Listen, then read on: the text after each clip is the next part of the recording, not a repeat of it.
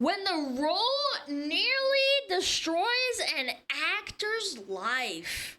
Uh-oh, the jonkler. There are some key differences between an actor and a method actor. An actor will do what they need to do to get the job done, and a method actor will suffer. Man, did they really have to show Leonardo DiCaprio and Django? For deep psychological torture to make you fully believe their role is their true identity. To prepare for a role, a good actor will stick to the basics. Hire a speech coach to develop an accent or stutter, pick up an intense workout regimen, or wear prosthetics like large noses or fat suits. They do what they need to do to look like they felt sad, happy, angry, or in pain. However, a method actor doesn't believe it's enough to just look like they have these emotions. They need to— Yeah, Christian Bale like really went ham on it. Didn't he do like that really skinny role right after Batman or right before? I forget which one, and it kind of fucked him up. Actually feel these emotions, and some method actors go to extreme lengths to make the performance perfect. Dude, extreme LARPing. From hitting themselves to picking up a substance habit to locking themselves in a dark room for a month to transform into a full-blown schizophrenic murderer. Unfortunately, the dedication to the role can have some drastic real-life consequences, with some method actors losing their sanity and potentially their lives for their art. Today we're— Heath Ledger is one of my favorite actors.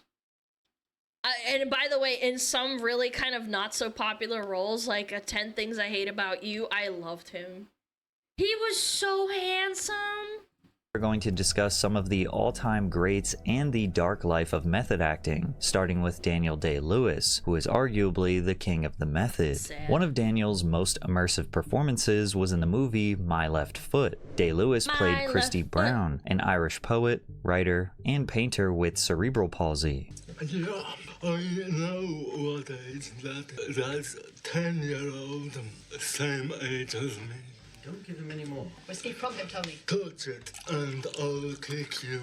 The only part of your... To prepare for this role, Day-Lewis spent most really good acting. I've met people with cerebral palsies, but like, holy shit. of his free time with kids suffering from cerebral palsy. You can tell!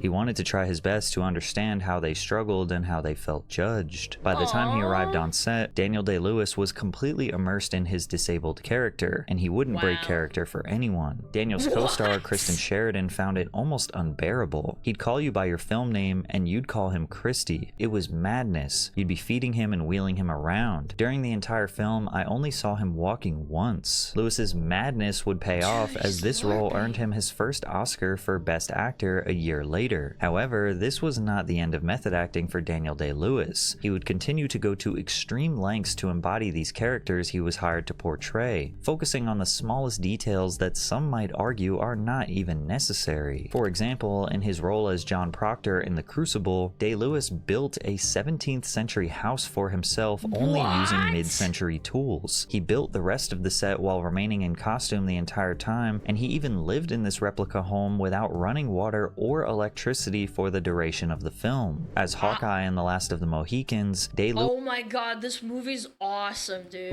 would not eat anything unless he hunted it down himself in the Alabama wilderness. To Daniel Day-Lewis, method acting isn't really a choice. If he is not able to be a part of his character's world, he believes he won't be able to act at all. I can't say for sure that it necessarily helps me or helps what I'm doing, but I believe that it does. I have a strong belief that it does, and that's really... That's all that matters. Yeah, that's all that matters. And a British person playing like that role, that's crazy to me. beyond that, Charlie, I'd say that it's as much to do with this whole thing. There's the beginning of this, the life of any individual piece of work begins with a compulsion of some kind. And writing, necessarily acting, you share that with the director, otherwise you might as well stay at home. You have a shared sense of legendary actor, dude. Of urgency to tell that story.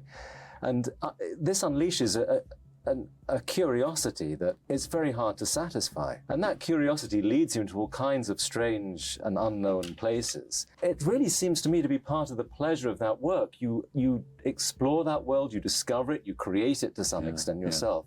Why the hell not hang around there for a while? I think that CGI and all the green screens might actually like contribute to the fact that people can't act as well as they used to.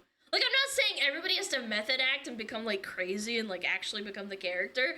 It's just like unimmersive. It reminds me of that scene with The Hobbit where it's like behind the scenes and they say like he starts having like a mental breakdown or like he starts crying. And he says like, oh, like I just can't do this. Like this green screen bullshit is like actually kind of ruining the vibe. Hanging around in these made-up worlds he created, Daniel has helped make some of the greatest movies in history, like Gangs of New York with Martin Scorsese, or Paul Thomas Anderson's There Will Be Blood. Leonardo DiCaprio, as much as I don't like his like personality outside of acting, he's a really good actor. I kind of hate it. He's unironically a really good actor at times. Say it louder. He's a dick. My child! I've abandoned my child!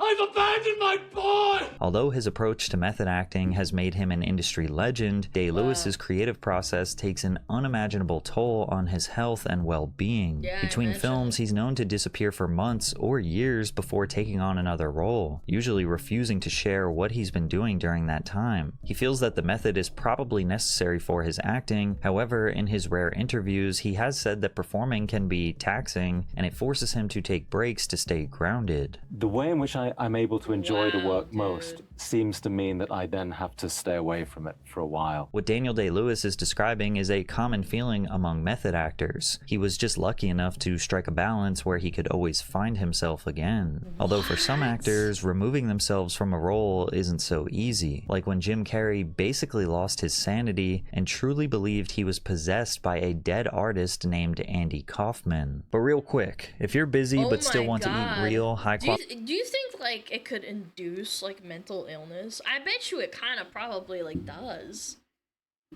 Like getting that immersed in a role and believing that you're a character that doesn't actually exist, it probably does. Quality meals without cooking or meal prep, Cook Unity is the way to go. And I want to thank them for sponsoring today's video. Cook Unity is a chef-to-you meal delivery service that brings fresh, handmade meals from award-winning chefs right to your door. Each week, these chefs craft hundreds of globally inspired meals from vegetarian to paleo and everything in between. Meals are delivered fresh, never frozen, and the menu rotates every week, so there's always something new to try. Their subscriptions are super flexible. You can pause, skip weeks, or cancel at any time. When I first tried Cook Unity, I had the gochujang pulled pork bows with banh mi slaw by Do you guys have Big Macs? Chef Fabiola Rivera. The pork was salty sweet, the buns were soft, and the slaw gave it that perfect crunch. I also had the Peruvian beef stir fry and the grilled chicken with carrot thyme puree, and both of them were delicious. You could actually taste the quality and care that went into these dishes. I like how he's eating it with his girlfriend. What stood out to me was how much variety there is. Whether I wanted something classic like lasagna bolognese or something more elevated, they have it. And with new options rotating weekly, it never gets boring. Cook Unity's service works perfect for anyone like me that's busy working more than 40 hours per week. You can still eat a high-quality handmade dish that takes just a few minutes to prepare. If you want to eat better without the... I kind of low-key want to try, like, Factor, whatever it's called. Like, there's a bunch of these. I kind of want to try some and give you guys an honest verdict, because I'm not sponsored by any of them. Hassle, go to cookunity.com/PatrickCC50 or click the link in the description. Use my code PatrickCC50 to get 50% off your first order of chef-made meals delivered fresh to your door. In the 1990s, Jim Carrey became a comedy icon in Hollywood, starring in classics like The Mask, Dumb and Dumber, and The Truman Show. He had become a bigger star than most actors or comedians could possibly dream of. And while he might not have claimed to be a method actor, he often heavily immersed himself in most of his roles. Over time, he felt that identity was an illusion, and he was done playing a game he saw as completely meaningless. It's not our world. None of this is real? Nope. So you're just passing We don't through? matter. We don't matter. Oh. I mean, is he wrong? I mean, like, it's it's a bit extraterrestrial, but he's got a point. In fact, there was one specific role that made Carrey realize he lost his sense of self, which was during the film Man on the Moon, a biopic about his idol, performance artist Andy Kaufman. I don't know if you call it method acting or whatever. It's like he was gonna channel Andy Kaufman. He became Andy Kaufman for these 80 days that he was on the set we were filming this movie. Calling Andy Kaufman a comedian feels like an oversimplification. He was an enigma. His entire career was basically an experiment in how far he could blur the lines between comedy, performance art, and real life. During one of his comedy sets, Kaufman started reading The Great Gatsby verbatim. No jokes, just reading it straight. When people started leaving or booing, he kept going. Totally deadpan, treating it as an actual performance. The Great Gatsby is not that great of a book, sue me. It's okay, it's just not amazing. I think it's overhyped, and I think the movie was kind of ass too. It was just really like mid. He even started wrestling women at his comedy shows. He'd trash talk women, say they belonged in the kitchen, and challenge them to real matches. He even created alter egos that became famous in pop culture. The most prominent one was irreverent lounge singer Tony Clifton. The character was a chronic smoker and drinker who would show up at random events or television shoots with prostitutes. To add to this confusing performance art, Andy Kaufman's longtime friend Bob Zmuda would often play Tony Clifton, making some people believe Clifton was a real person since Andy and Clifton would be in the same room at once. Kaufman also loved professional wrestling, mostly because of the art of kayfabe, which is the established practice where wrestlers and their storylines are presented as real, even though they are staged performances. No, you can't tell me that wrestling's fake! No, I'm gonna blow up! Kaufman's rivalry with Jerry Lawler was one that brought professional wrestling into the mainstream. Their commitment to kayfabe was so legendary that it made audiences believe they genuinely hated each other. After one fight with Lawler in the ring, Andy Kaufman spent 3 nights in the hospital, but he wasn't actually hurt badly. He could have left in a few hours. He committed to his fake injury to make their next stunt more shocking. Kaufman showed up to an interview with David Letterman wearing a neck brace. Then the two traded insults before Lawler slapped Kaufman, and they broke out into a fight in front of a live studio audience. Now remember, Lawler and Kaufman were acting. They were actually friends in real life. Kaufman's performances confused people so much that when he real life trolling, that's strong. Died from lung cancer in 1984, a lot of fans believed his own funeral was just another prank. But Lawler and Wait. Nah, that's actually so troll. That's actually so fucking funny, but like sad. I don't know. I guess sardonic, is that the word? Yeah, he trolled too close to the sun, but it's funny. Like, what if, like, beyond the grave, he's, like, laughing his ass off?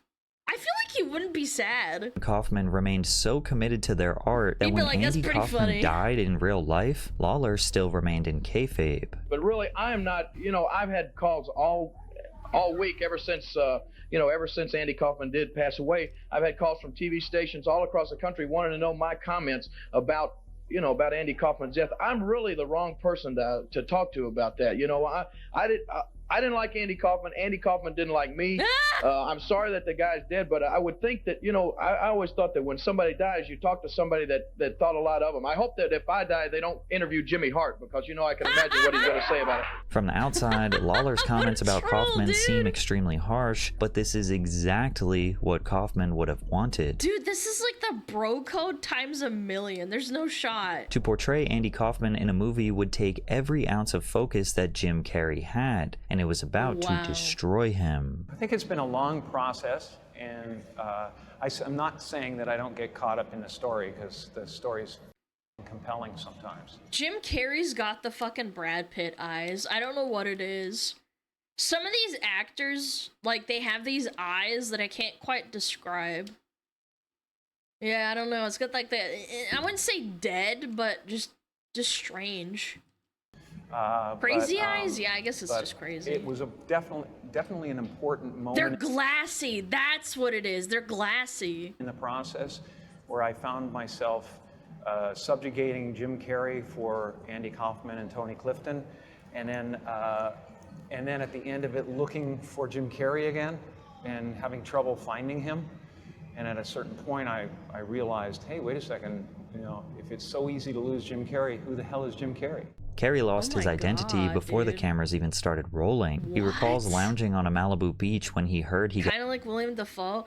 No, because I feel like William Dafoe has a lot of like life to him. I don't know. It's just really hard to describe. got the So part. After the weird. news set in, Carrey looked at the ocean and thought, where would Andy be? What would he be doing right now? He actually assumed Andy would be trying to communicate telepathically, so he tried to. Immediately, he says 30 or so dolphins surfaced, and then Andy showed up, tapped him on the shoulder, and said, sit down, I'll be doing my movie. What happened afterwards, Carrey adds, was out of my control. To Jim Carrey, Andy Kaufman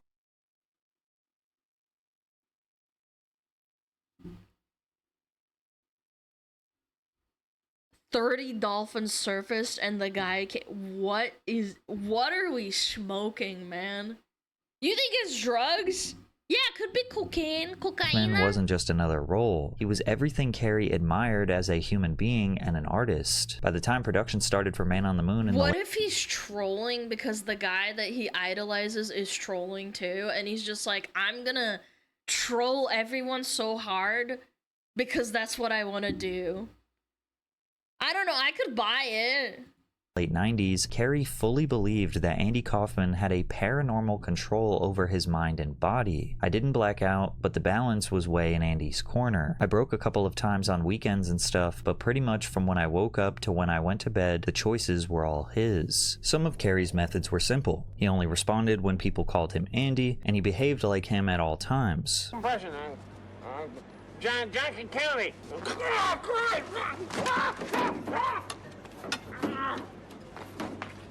But then he started taking it much further. Carrey threw temper tantrums like Andy, showed up late and drunk to set like Andy, refused to say his lines like Andy, and he even disrespected and talked back to producers like...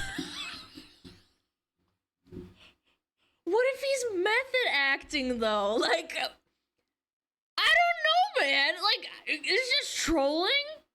Took drugs like Andy? Yeah, maybe he just snorted a lot of coke.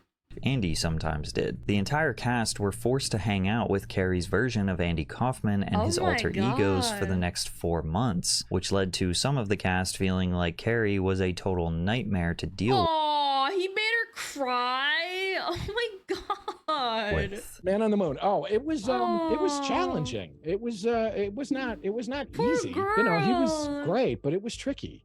You know, because probably it was really sometimes mean. hard to just kind of fit yourself around what he was doing. What was going on off camera was more insane than the actual movie. So Because you're trying to talk to him and he's like, no, I am Andy. It's You know, Jim Carrey playing Andy Kaufman, who's playing crazy. Tony Clifton. Tony Clifton, yeah. So it was like, he was whenever he was Tony Clifton, it was particularly mayhem. Yeah, browbeating everybody, and he was walking around with stinky cheese in his pockets, and he was smearing stinky cheese on people. When he'd hug you, he'd be like, you know, give me a hug, give me a hug, and he would like, you know, he's stinking and Who and pushed weird back shit. the hardest? He said, "Get the Ew, f off me." stinky cheese. I don't know that anybody did. That was the thing, is that it was such a fucking weird assault that I think people you were so kind of stunned there in the headlights that you couldn't really tell them to f off. We're just like, okay, because it was just sort of, you know, Just just like Alana, occupied I the do whole not stink. room. Fuck you. Jim was so unbearable smell that good. Universal refused to let the behind-the-scenes footage get released because they didn't want the world to think that Jim Carrey was an asshole. What do you mean? He is an asshole. Oh my god. I would love to see that shit. The very first Yeah, he time I is an saw him, asshole. we're on the What? set of Universal Studios, and all of a sudden I see, bam, this big glass bottle of juice or orange juice or something comes flying through the air, almost hits me, and I'm like, what the heck? And I look over, and there's Jim Carrey, dressed as Andy Kaufman. He says, I'll get you, Lawler! And then he runs inside the trailer. On more than one occasion, Carrey actually hung out with Andy's real family on the set while portraying their deceased son, providing anyone still grieving Andy's loss with closure. He even got in contact with Andy Kaufman's daughter, who never met him, to give her the chance to say, I love you. Luckily, the family was supportive of this. Okay, that's actually really fucked up. That's no, okay, hold on. Maybe he's not trolling. Maybe he actually had a mental fucking breakdown. So cute. No, that is not cute, chat. That's fucking weird. I'm not gonna hold ya. If my dad is fine. I'm just saying. If someone came up and was like, I'm role-playing your dad, and then they like called me on the phone and said, I love you, I'd be like, what the fuck is wrong with you? Yeah, like, think about that, dude. With Kaufman's sister saying he wasn't being shticky when he was being Andy with us. He was almost trying to give us a gift. At the time, Jim's performance was controversial. Critics, cast, and crew were unsure if Jim was just doing what was necessary to accurately, artistically represent Andy Kaufman, or if he was just kind of being a dick. Unfortunately, Jim Carrey is far from the only actor to push things a bit too far. Some actors embracing the method lose control almost entirely, creating performances that cause serious harm. Like when Val Kilmer decided to transform into the Lizard King of rock and roll and was accused of giving a young actress lifelong trauma. Val Kilmer was one of the most famous action movie stars in the business, starring in he's the guy from Karate Kid. Massive hits like Top Gun and Tombstone, but nothing could have prepared Kilmer for his role as Jim Morrison. Morrison was the frontman of The Doors, a 1960s band fueled by sex, drugs, and rock and roll. But like a lot of artists, He's not? Oh, it's not? I thought it was him. My bad, sorry.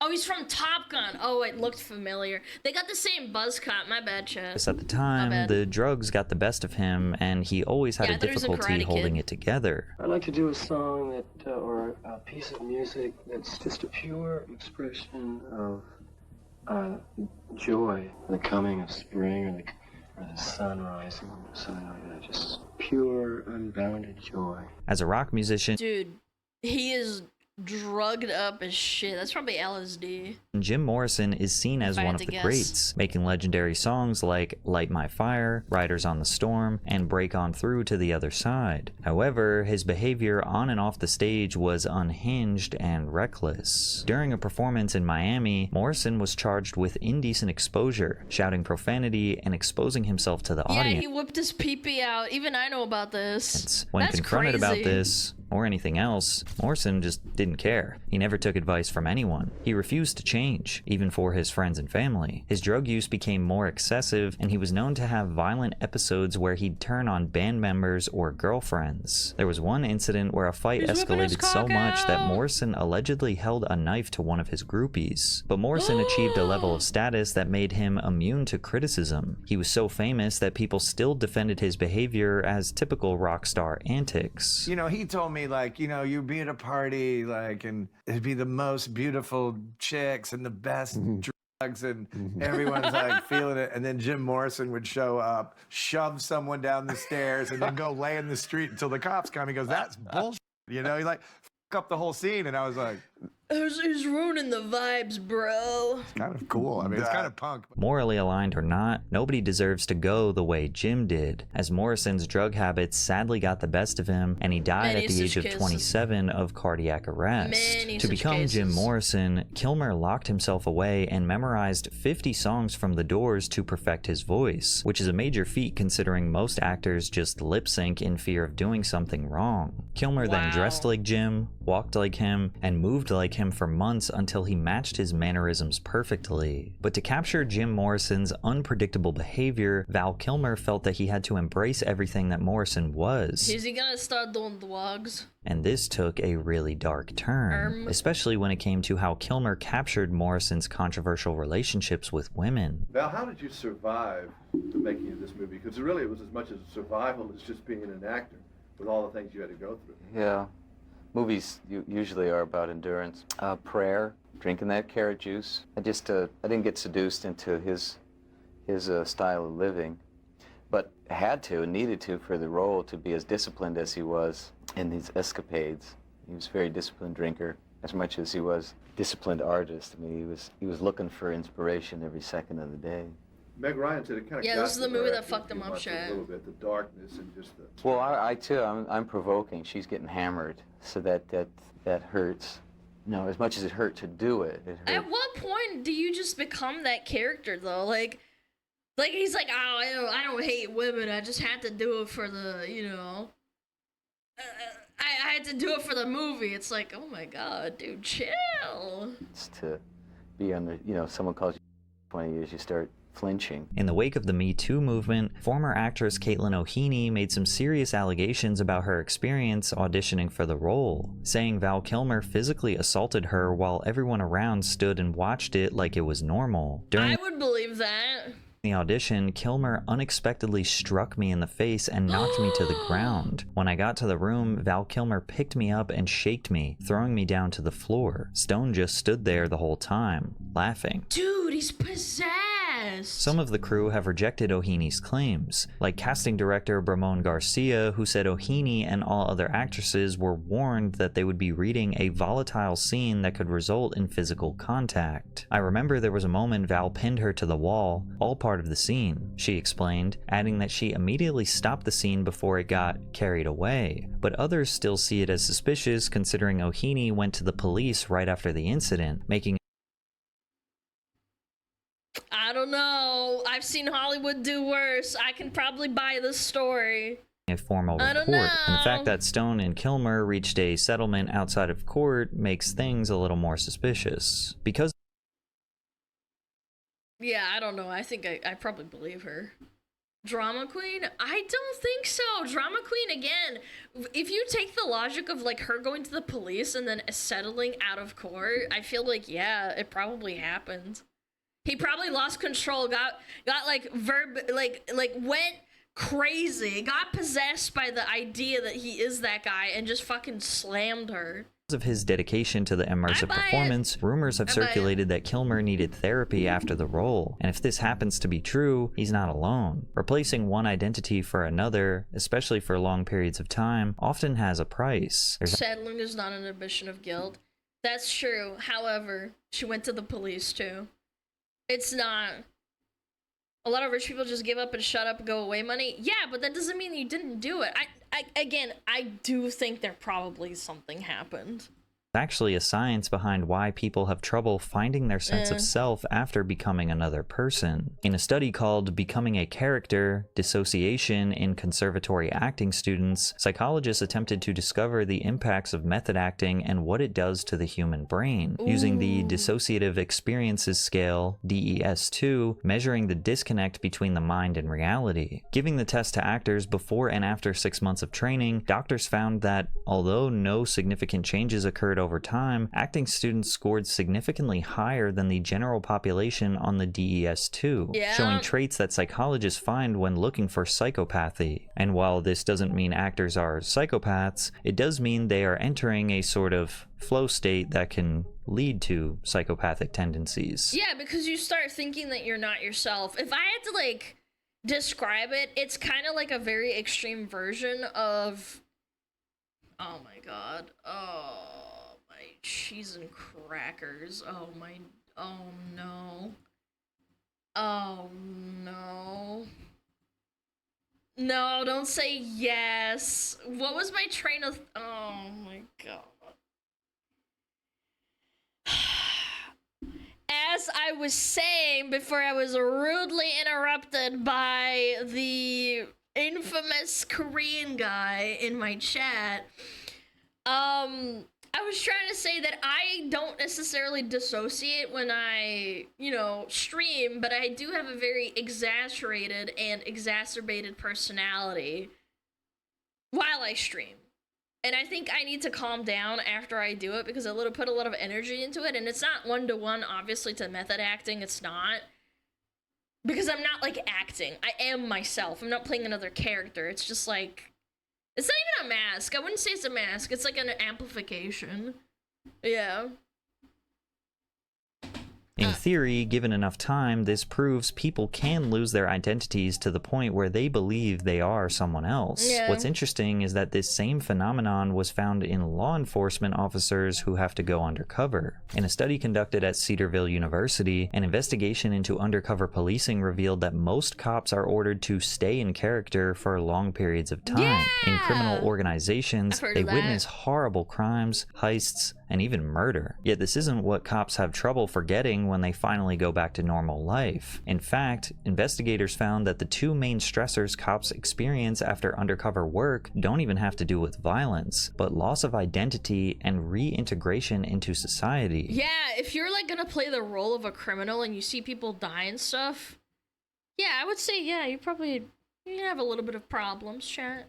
As a result, the study showed that almost half of cops going undercover can't fully rejoin society after being someone else, and those who have a chance to rebuild often refuse help from health professionals to protect their careers. Wow. You can imagine the difficult choice these method actors have to face. Stay in character. You could also extend that to being like people who live in prison their whole life and then they have to reintegrate into society. Or another example could be vets from war coming back home and they don't know how to like act around like people. Yeah, you could also say that. And lose your sanity, or go to therapy and admit that you lost your identity acting. It takes a deep psychological toll on those who do it, which is especially dark when you consider they are mostly doing it for the good of others. James Gandolfini is another legendary method actor who went to unimaginable lengths, like intentionally causing himself physical pain, just to convince you he was a ruthless mob boss. James Gandolfini changed Dude, he's a really good actor. How people looked at organized crime when he was selected to star in The Sopranos, a series that made HBO a household name. Yeah, before this, HBO was kind of literally who, huh? It was a story about an Italian crime family in New Jersey, created by writer and director David Chase. In order to grab the audience's attention, Chase felt that The Sopranos star had to be a badass. To do this, he came up with a leading character named Tony Soprano, a soon-to-be mob boss who embodied the spirit of an old-school American man, trying to fit into US society after the country was in decline. When James Gandolfini auditioned for the role, it was love at first sight. He left in the middle of the first audition, Chase recalled, but we thought he was great. So our casting directors got him to come to my house and he read the scene. And it was like, you know, bang. But Chase had no idea what lengths the actor would go to bring Tony Soprano to life. James Gandolfini's co-star Michael Imperioli, who played Tony's nephew, Christopher Moltisanti, described his first real experience with James' method in an interview on the Joe Rogan Experience. God, he's so fucking much older in this interview. Like anything, you start When to did see... they start The Sopranos? Like 2001? God, that was so long ago. See what you have, Cheese and like what are these crackers. actors bringing, you know, what are they playing to their strengths and what kind of qualities they're bringing to it. You know, just like there's that one scene in the pilot where at the end, towards the end of the pilot, and my character tells Tony Soprano, oh, I could go to Hollywood and sell my story or something. And he, in the script, it was kind of, he was like fatherly, like, you don't want to do that and sell out. You got to stay with us and build a family or whatever. And instead, Jim just grabs me, you know, by the throat or something like that. He takes him off guard, yeah. It became very menacing and very intimidating, and he really, you know, and I think David saw that and was like, oh, wow, that's the guy, that's the character. And wow. It probably influenced how he took the story and how he would write it. But I think a lot of the tone was already in his head, but seeing what the actors were bringing to it, I think, you know, influenced a lot. Gandolfini's presence on screen as Tony demanded your attention. He could be calm and quiet during a conversation, only to become explosive and merciless a second later, especially during therapy sessions with co-star Lorraine Bracco as Dr. Melfi. So you know. His fucking attitude, man. Oh my God. Sit there. Please sit down. How the f am I supposed to trust you? You're my doctor. Please sit down. You're scaring me. You've been drinking. Why the f didn't you help her? Sometimes you can't. I bet you charged her enough, didn't you, huh? I bet you didn't cut her a deal because you're incompetent. Dude, this is scary, man. She wasn't even acting? Dude, yeah, I remember watching an interview, I think it was on TikTok, and it's like she was actually scared. I don't know, man. I don't know, like, I feel like possession is, like, a really corny word, and it's like, oh, you bring it up with, like, in religious connotations. I truly believe, like, in some ways, like, I genuinely think that possession can be real. I don't know. It might sound really corny for me to like say this, but like you can lose yourself as a person. He was vulnerable, sensitive, ruthless, and cunning all at the same time. Scared. The method acting started with the typical tactics. He'd walk around in the set in his character's bathrobe with a mean It's kind of like bipolar. No, it's not. I completely disagree. Bipolar is completely different. What are you talking about? No. Bipolar is not like that at all. attitude or interact with actors as if they were in a scene. But as the drama continued throughout the series, Tony Soprano's crimes and behavior would get darker, and Gandolfini did everything he could to match that energy before filming. If Tony was binge eating to cope with inner pain, he would do the same. And to capture physical pain or Tony's anger perfectly, the actor would deliberately drive himself into a rage, hitting himself on the head or depriving himself of sleep. Drink 6 cups of coffee, he said, describing his technique, or just walk around with a rock in your shoe. It's silly, but it works. So it makes you in an that HBO mad? documentary about The Sopranos, So if I want to like really amp up the anger, I should walk around with a shoe, with a rock and a shoe. titled Wise Guy, David Chase in The Sopranos, Michael Imperioli describes the real Gandolfini saying, he was very different than Tony Soprano. He was very laid back, he wore Birkenstocks and liked Green Day and AC/DC. What's funny is that a lot of fans look at Tony Soprano as kind of a role model, which is very scary in a lot of ways. He probably felt that, people thinking he's Tony Soprano and he's not. Yeah. To adapt, Gandolfini's method acting evolved to the point where he would do anything to make his acting believable, even if it had real-life consequences. James Gandolfini had on and off issues with substance abuse before The Sopranos started. He would drink heavily and was known to smoke constantly. Portraying Tony made things worse. Gandolfini had lost control, often being late to work high on that booger sugar or extremely Booger sugar is strong. drunk. HBO's chairman and CEO at the time, Chris Want some booger Albrecht, sugar, talked about chat? the chaos, saying, eventually the cast and crew tried to have an intervention with the actor. No he walked way! in, saw everyone sitting there and was like, oh, F this, and he walked out. Albrecht recalled that Gandolfini said, fire me. The method would continue to destroy Gandolfini inside and out. It's hard to definitively say that method acting was the main cause, but the stress obviously leaked into Gandolfini's personal life. That's so In sad. 2002, his addiction got so bad that his wife filed for divorce. 3 years He gave himself for that role, bro. That's so sad. later, he failed to appear for the Golden Globes as a presenter, where he was later found severely drunk and making snow angels in front of his hotel, even though there wasn't any snow on the concrete beneath him.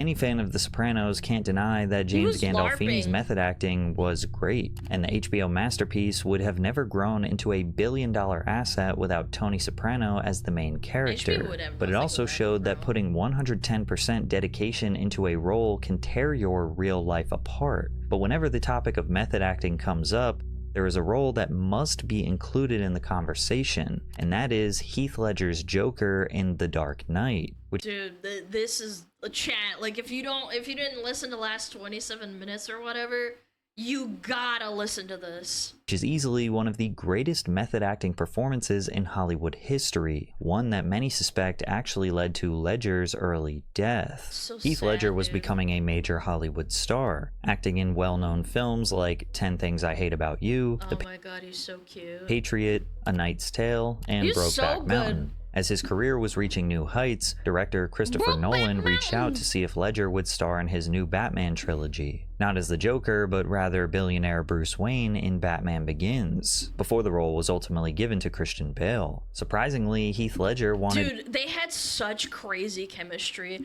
God, I want to watch it right now, dude. This for me, I think this is the best Batman. I know there's other ones that are pretty good too, but this one's the best one. Sorry. nothing to do with the project, It's both politely Christian declining the Bale and offer them. because he failed to see Nolan's vision for the film. To Ledger, And the Christopher idea of Nolan being is part the of a director, superhero dude. franchise didn't seem fulfilling. In fact, when an interview asked him if he ever considered being a superhero before, he said, "Not really. With the tights and undies and the boots, I would just feel stupid and silly. I couldn't pull it off, and there are other people who can perfectly." I like that he says that because he knows that there's really good actors out there, dude. Christian Bale does such a good job on Batman. But I just couldn't take myself seriously. But all of that would change when Ledger saw Batman Begins on screen. Sitting in the theater, he realized that Nolan's Batman story wasn't like other comic book adaptations. It was more edgy and dark. And when Ledger learned that the sequel, The Dark Knight, man. Dark Knight, needed someone to play the Joker, Batman's insane arch Oh my god. You would have never thought that the guy that did 10 things that... What? It's so good! Batman Begins on screen. So good! Sitting in the theater, he realized that Nolan's Batman story wasn't like other comic book adaptations. It was more edgy and dark. And when Ledger learned that the sequel, The Dark Knight, needed someone to play the Joker, Batman's insane arch nemesis, suddenly he needed to be a part of the film no matter what. To become the Joker, Heath Ledger locked himself in a hotel room for over a month. In isolation, he studied the materials that Christopher Nolan gave him and constantly worked on the character's posture, voice, and dark psychology. To bring it to another level, he also made entries into the infamous Joker Diary, which included sinister writing, manic scribbles, and disturbing pictures. Some pages had references to Stanley Kubrick's Clockwork Orange, a movie about psychopaths and abuse. Yeah. There was a photo of a hyena to develop his signature laugh. Ledger even made a list titled Things That Made Me Laugh, where he wrote blind babies, landmines, AIDS, beloved pets in road accidents, statistics, pencil cases, brunch, and the periodic table of elements. The journal was packed with things that might have had him condemned to a mental institution if it weren't made for a movie. We looked at paintings by Francis Bacon, visual reference, we looked at all kinds of things, talked about all kinds of different philosophical ideas behind the Joker and anarchy and chaos and what he would represent. And Heath was just ready to do it. He was ready to do something that big. During filming, Ledger had immersed himself so deeply into the role that even his cast members could not help but be a little apprehensive. He'd look at the diary to tap into his foreign personality and then bring that intensity into every scene. Dude. Ledger even told Christian Bale not to hold back when hitting him during fight scenes. What the fuck, dude?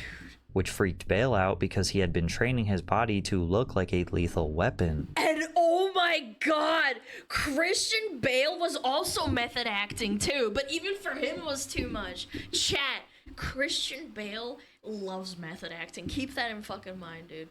He was kinda egging me on. I was saying, you know what? I don't need to hit you. It's going to look just as good if I didn't. And he's go on. He was slamming himself around, and there were tiled walls inside of that set which were cracked and dented from him hurling himself into them. When people finally saw the Batman movie, most of the audience didn't even know it was Heath Ledger behind the mask of paint. He turned into something truly evil. You wouldn't recognize him, like, knowing he was just like this, like, Australian actor with like a soft face. Willing to destroy the world just for the fun of it. Ledger's portrayal of the Joker is so damn good that every other actor who plays the comic book villain almost looks like they're trying to do an impression of him. It's funny because I wouldn't say that any of the Joker replacements, or not replacements, I shouldn't say that, that's disparaging. You know, like renditions, they aren't as good, but that doesn't mean that they're bad. Like, his rendition was actually really good. And after The Dark Knight's release in 2008, Heath Ledger's work... Okay, hold on. Yes, Jared Leto's one was not good. Okay, hold on. That was terrible. Had finally paid off. Yeah, securing over $1 billion at the worldwide box office, it's considered to be the greatest Batman film of all time. Now, we have covered extensively in this video about how many of the great method actors lose themselves, their sanity, and often turn to substances to cope with the psychological torture. Therefore, many just assumed that Ledger was dealing with the exact same thing. After all, his preparation for this role was just as immersive and dedicated as the previous actors I mentioned. However, one key mistake Ledger made was jumping right into another film role after The Dark Knight called The Imaginarium of Dr. Panarsis. And oh my gosh. I didn't even know this was a movie. What? We know the best way to find balance in this brutal world of method acting is to take time off and recalibrate before jumping into a new identity. Tragically, before the movie's release in 2009, the 28-year-old actor was found dead in his oh my god, he was 1 year off. That's so sad. Man. Manhattan apartment. On his nightstand was a new prescription and a bottle of pills. Heath Ledger's death was revealed to be an accidental overdose, but that wasn't a good enough explanation for the people who felt like they lost a living legend. Rumors circulated about whether or not he lost his mind after The Dark Knight. Fans and journalists cited something Ledger had said in a New York Times profile while the movie was still in production. It is a physically and mentally draining role. Nolan's Joker is a psychopathic, mass-murdering, schizophrenic clown with zero empathy. This rumor became fact in the court of public opinion that the Joker role killed Heath Ledger. However, the truth was Ledger had been dealing with insomnia years before the Batman trilogy existed. To try and sleep, Ledger would take a lethal cocktail of prescription medications including Oxycontin, Vicodin, Valium, Xanax, Unisom, and Ristorol. Heath's own sister reportedly told him in private, "You can't mix drugs that you don't know anything about." Today, You shouldn't mix drugs in general. people debate Katie, I'll be fine. Were actor Heath Ledger's last words according to his father Kim. Aw, that's so sad. whether or not Ledger would still be with us if he did not take on the role as the Joker. Now, I'm no doctor or It might have not. I don't know. It's so hard to say. Like, we're not omniscient. Maybe it didn't help. Let's just say that. medical professional, so we can't definitively say that this role was the reason for his early passing, but because of what we know about the deep psychological ramifications of method acting, combined with a toxic combination of prescription pills, it was a tragic disaster waiting to happen. Yeah. Really good fucking actor. Holy shit. And with fucking Christian Bale. Fucking crazy. Oh my god. He needed to stop acting for a while. I think that he should have gotten his, his life sorted before he continued. Insomnia's no joke, though. I remember... I'll be transparent. I got really stressed out at one point, like, probably like 3 to 4 months ago. I legitimately couldn't sleep. I don't know why. I had, like, a bout of, like, insomnia. I think it was probably from stress. And I couldn't sleep. I couldn't fall asleep. I'd be laying in bed for like hours and I'd maybe get like an hour of sleep a night for like a couple of days at least. And I'm thinking to myself, like, was that insomnia or was I just really stressed out?